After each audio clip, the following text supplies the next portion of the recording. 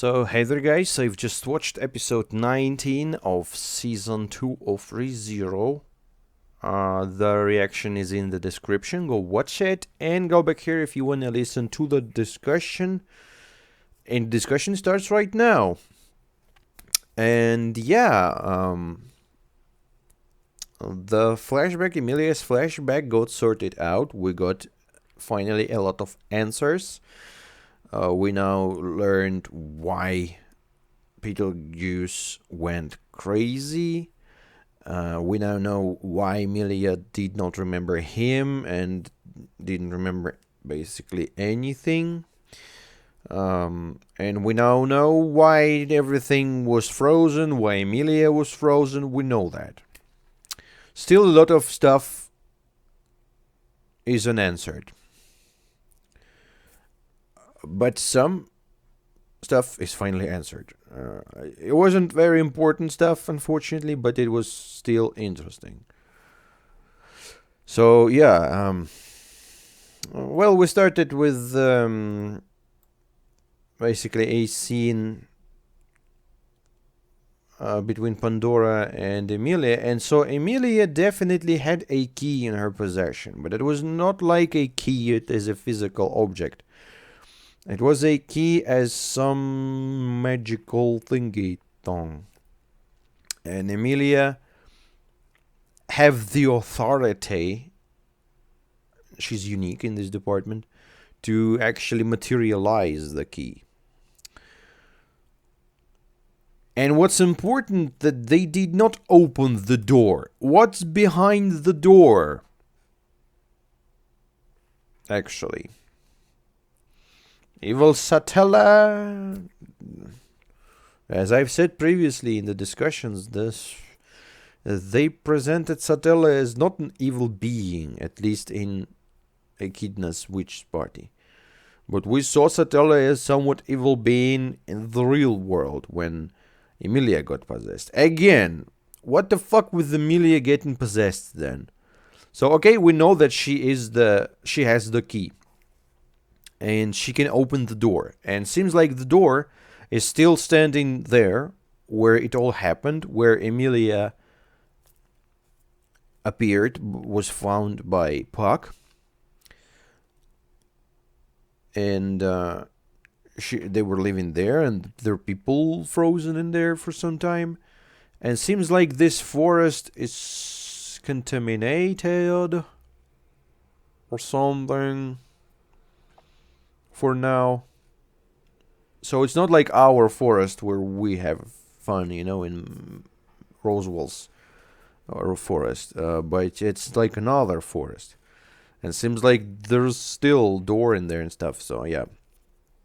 And so yeah, what I was trying to say, so Emilia have the key to the door, that's okay, but what was with her transforming into the witch thing? Aishtaru. In episode, what was the episode, like 8, 9, 10? What's with that? Okay, she has the key, but what's with the actually transforming into evil beings? I don't exactly know. And that happened when she tried to attend the trial without having the memory. But yeah, so she has the key.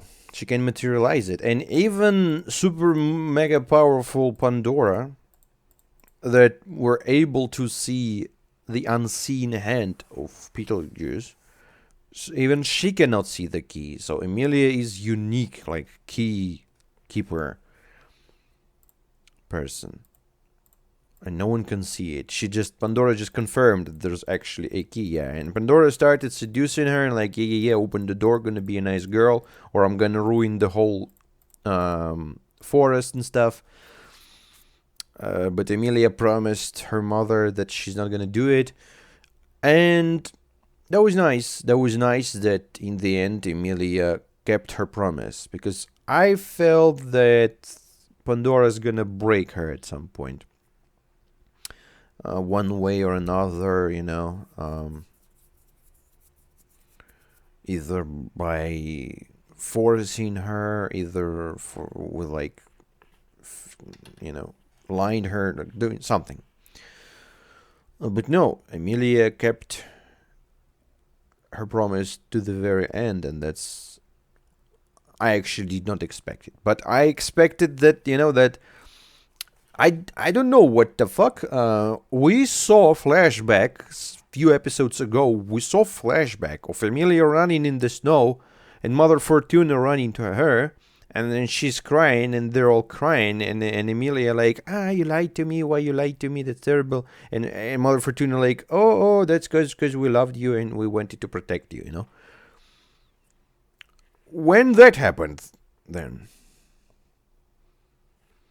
I was pretty sure that this is gonna happen after the events that we saw in the flashback, in the trial. That's why I was almost certain that Mother Fortuna somehow survives that. And the great way to survive that was Pandora actually like turning back time or something. I don't know what happened with the great guy, because he disappeared, everything disappeared, even the damage disappeared, and an arm was back. So it would felt absolutely logical to me that she can somehow turn back time, so Mother Fortuna is alive again. So I don't know when this event happened. Maybe it did not happen. Maybe it was some fake memory. Or maybe it happened, but it was previously and it was not very necessary or something. Probably it's explained in the novels. I feel like it's just something they cut the explanation, or just out, took it out of context, or maybe just added for the dramatic purpose. I don't know. But that kind of, led me in the wrong direction. But I'm not against that. That was nice to actually see events happening in not the way that was pretty predictable to me. So yeah, Emilia said, I will not open the door because I promised my mommy that I will not open it. And good girl. Have to keep your promises. Have to be honest. And Mother Fortuna appears, starts throwing fucking ice things around. But, I mean, I get it, guys. You want to protect Emilia, but this magic doesn't work against the Pandora girl. I don't know what works against her, because she was literally dissolved by Cornelius Popelius, what's his name? By the greed person, man. And that does not bother her at all. She seems like super duper. And by the way, so 400 years ago, I mean, I don't know how much time exactly ago that happened, but we know that the witches, those classical witches, of scenes, they are no more existing in this world. They were somehow killed. As far as I remember, by Satella. At least Satella, I mean, I may be messing stuff around, but I think that Echidna said that Satella killed them all. And somehow died as well. But I don't know, that's not confirmed, that's just they said it. Anyways, they are already dead. There's no them in the world. They just partying in Echidna's reality thing. And they should be already dead in the moment of Emilia's trial flashback thing. But this witch of virtue, if that's her, and I suppose that's her, Pandora, she exists. She looks like, again, her eyes, they look very much like Echidna. I still believe that she may be some sort of failed experiment of Echidna's cloning or whatnot. I don't know. I mean, they're almost here in telling us about the the sanctuary, the whole sanctuary situation, because we know that Echidna was trying to clone people, and something either went right or went wrong or went who knows where. Something happened, and something happened. We don't know like very important parts about how they died, why they died, what killed them, what happened after that, what's with this virtue girl. We don't know a lot, but we learned some stuff. But yeah, so this girl, this virtue girl, she lurks, I suppose, somewhere around. And Emilia now has taken the role of Mother Fortuna, who was the witch of ice or frozen witch, and now Emilia is frozen witch basically. Again, we're gonna get to that, but how the hell she is this powerful? She took the accessory, the hair accessory from her mother, placed it on her hair, and then Shine started freezing the world like a goddamn Mr. Freeze. Right, Marcus? Was this power always inside of her, or it's the thingy that gave it to her? I don't know, but either way, Emilia is crazy strong. Feels like. I wonder if her mother Fortuna was also this strong, or it's just Emilia's thing. I mean, we know that Emilia is definitely special. Her parents probably very special, and she possesses the key to the door, so she is special. And for some reason, Fortuna, Echidna hates her. That's also important, right? Echidna hates Emilia, and she hates Sotella.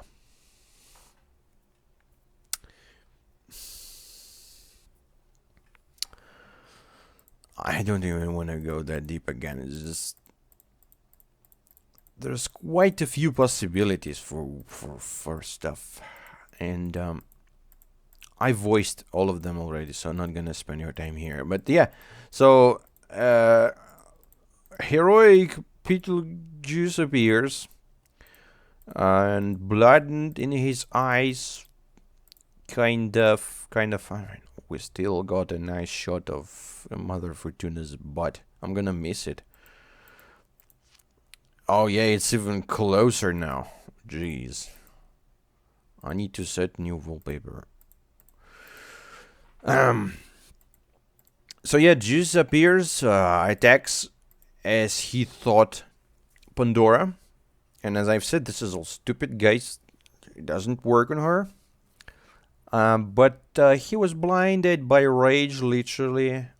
And instead of Pandora, he attacked Mother Fortuna. But it is also interesting. Was it Pandora who somehow faked his vision or reality that he sees? Or it actually was out of like crazed anger or whatnot?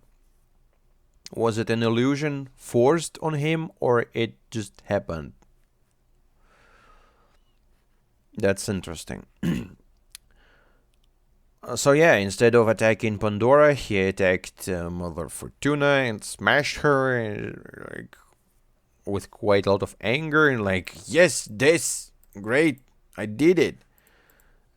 What can I? After that, he said though. And then yes, then he realized what happened. He killed the one he really loved and the one he really cared, and that one also cared about him. And I still wonder about their connection. I still wonder about their past. And I still wonder why Beetlejuice was called a spirit. And man, I still wonder about so many things, you know. Who's the brother of Fortuna? Who's the fucking wife of his? Anyways. So yeah, and then Beetlejuice just got crazy. He just a few minutes, and he is the Beetlejuice we know and love. and who's dead now already. But yeah, it was good. It was nice seeing him. Then we see Emilia and Mother Fortuna crying and saying goodbyes and I love yous, and that was, of course, sad. But at the moment, I was almost sure that she will not die, that she will be brought back or something, because the flashback fooled me. And the stupid Pandora girl says like, well, since she's dead now, I mean, can you open the door now? And Emilia is like, oh, fucking stupid, die. And yeah, that was like ridiculous to even think about that she's now gonna cooperate because she's dead now. No. And Emilia went rogue. She went all out. She started screaming, and I mean, she has a strong magic. And if that wasn't Pandora and someone else in her place, they would probably die. I wonder how Greed Guy would take it. I feel like he could have probably died because there was a lot of dangerous magic. But it does not affect Pandora in any way. She survived, she was still speaking, and Emilia started casting everything, the ice magic, and she froze everything around her. She started freezing herself. And then Pandora said, since you're like so crazy, girl, there's no point in trying to ask the key. And that's interesting. So, the key isn't a physical object. You just cannot take it from her. You have to force her, Emilia, to open the door. And I actually have quite a good reason for her to open the door, capture Subaru, and say that you're gonna, tear his balls off. And she's gonna say, no, I will open the door. Or at least she's gonna consider it. So, yeah, you cannot open the door with Emilia dead. You cannot open the door with just taking the key. You have to convince her to open the door. And what's behind the door, I don't know. Anyways, I mean, I have few thoughts, but probably they're all wrong. So that's why Pandora said like, well, you rage out here and freeze shit and freeze yourself. And by the way, can you look at here, gets the black glasses like in Man in Black, and it erases the memory of her.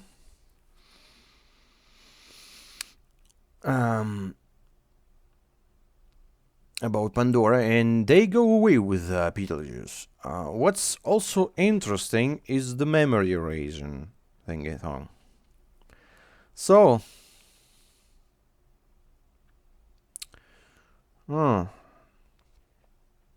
everything froze, and Emilia froze, and the next thing we know about this exact place and this exact characters is quite a few years ago, when Emilia has already grown a bit, we find her sitting without any memories, and Puck crying near her without any memories. With a lot of regrets about that he took quite a lot of time to find her. And Puck, we haven't seen anybody near Emilia, because when she was freezing, Mother Fortuna was lying near her with like a huge hole. But when she was awakened, at least I don't remember anybody's around her. And I highly doubt that someone actually came along and took the body away. I have a feeling that Mother Fortuna at some moment, with some sort of miracle magic or something, was transformed into Puck. Because first of all, Puck speaks with the woman's voice, even though it's him. But there's quite a lot of similarities between how Mother Fortuna speaks and how Puck speaks, calling her Leah, saying like the exact words the same way, and that Puck always around her, and that Puck was the key to her memory blocking stuff. So maybe I'm wrong. That's completely possible, but feels like Puck and Mother Fortuna has quite a few connections. And where's the body? I don't know. And why was there Puck, crying? It could have been like Mother Fortuna transformed into a spirit, saw the situation, and started crying. Cause Puck just found her, and he was already caring about her at this moment. While seems like Emilia did not know Puck before that, but he definitely knew her. So that's an idea, and I feel it's quite probable.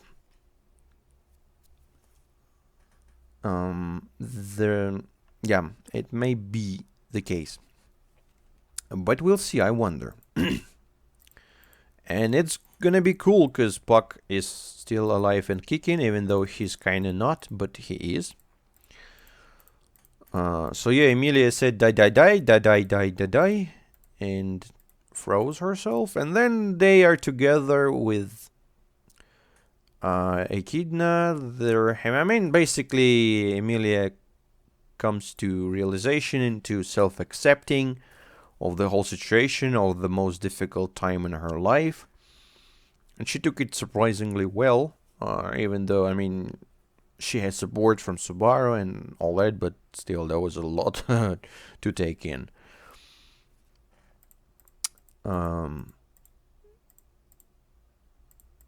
And then she's awakened and started crying about Mother Fortuna. But I believe that Puck may be involved in Mother Fortuna situation, because there was nobody, and that was too much for and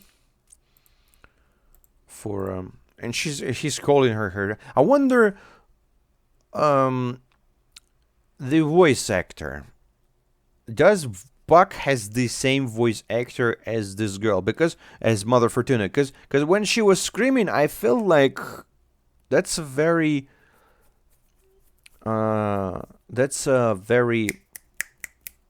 similar. I heard this sound. You know what? I'm gonna check it. I know there may be spoilers, but I'm just gonna.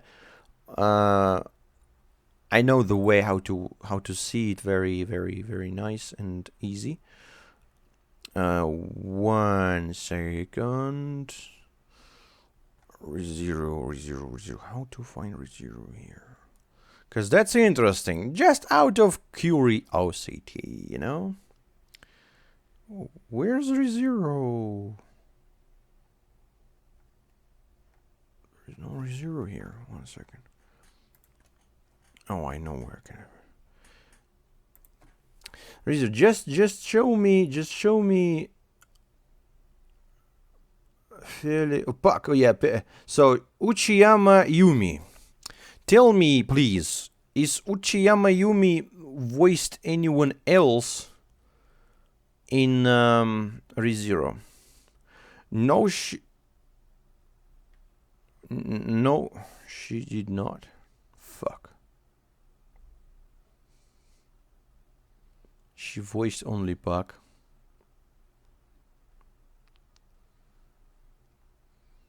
Well, shit.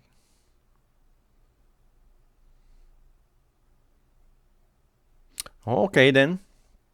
That didn't work. Puck is not a very favorable character, by the way. But anyways, that's not too important. We got that out of our system, and yeah, the trial is complete, even though there's two more, and we don't know what are those. But I feel the very first one is the most difficult one because it's like a psychological test, basically, and you have to face your fears and your past. And for some people, that's traumatic, especially for Emilia, especially considering she lost her memories at some point. Whoops.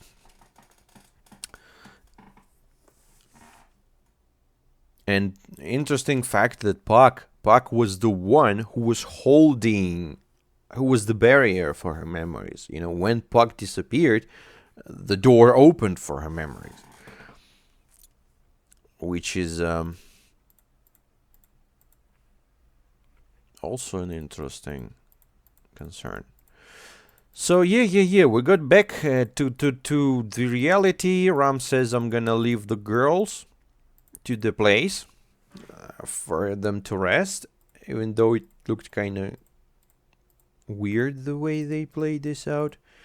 And the guys went to Roswell, who is in all his fucking gay glory, completely in a makeup, everything's perfect, in his stupid ass crown, which is also interesting.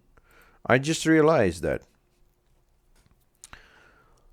both him and Beatrice, they both have little crown in here, little funny crown, and they are both wearing the weirdest and craziest attires and clothes. You know, they look super duper. What's the word? One sec. Because that's important. That's important.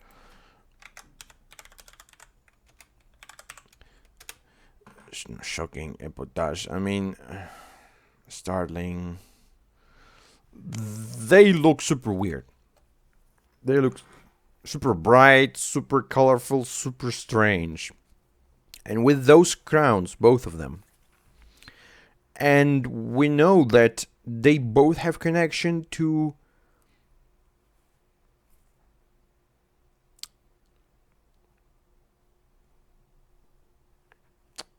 Echidna. And we saw Roswell 400 years ago when he was young and beautiful and not looking like a clown.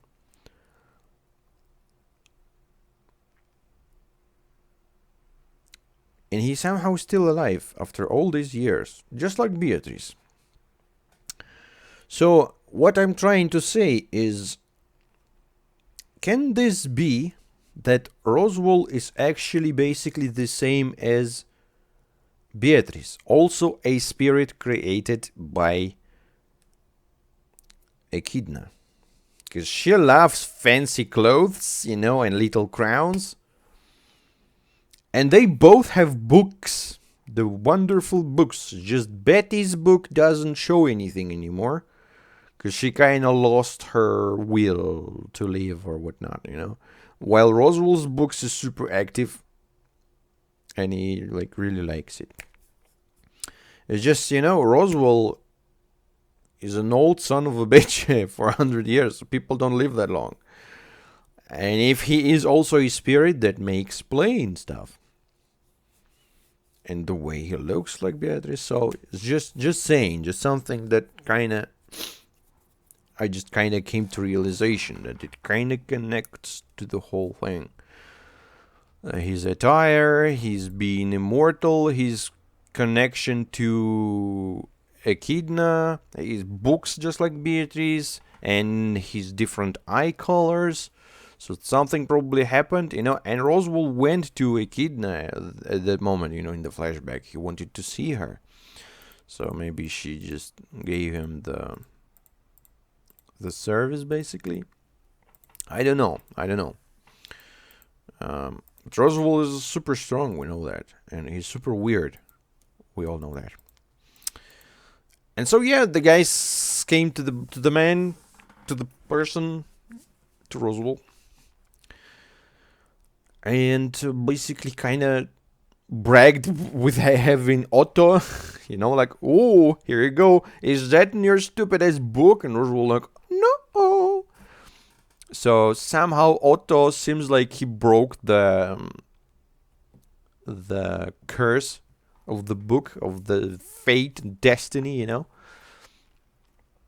And Roswell is surprised, like, oh, tell me your name. He's like, Heisenberg. And he's like, you're goddamn right.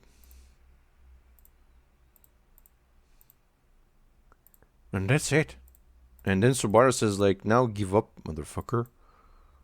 And that's it. No. And in the end, Subaru says that I know what's the real deal behind the sanctuary. And Ryuzu told the story while we were witnessing the whole Emilias trial thing. So I suppose the next episode we're gonna learn that now. And then after that we're gonna get back to the reality thing again. So yeah, we got a lot of answers. I mean, we got a bit of answers. Quite a lot of important stuff is still behind the curtain. But there's a progress, and this is good. But there's, like, again, uncertainty. I don't know what's going to happen now, because, okay, we got through the trial. How much time do we have now until the attack of the bastards on the mansion? Or Roswell said to not attack because Subaru asked him to do that. For what? I don't remember already, but yeah, I don't know what to expect. But definitely we have to expect another flashback, and the important one, the old one, the 400 years ago. Maybe we're gonna learn about Roswell again, and what's up with the sanctuary. Because I personally don't actually see something super important about it. Yeah, we know that it's Echidna's basically playground. Was at least at some point, but what's more of it, I don't know. And that's it. That was a great episode. Probably a bad reaction, but a great episode nonetheless. Thank you guys for watching. I'm gonna see you in the next video. Have a good day, and bye bye.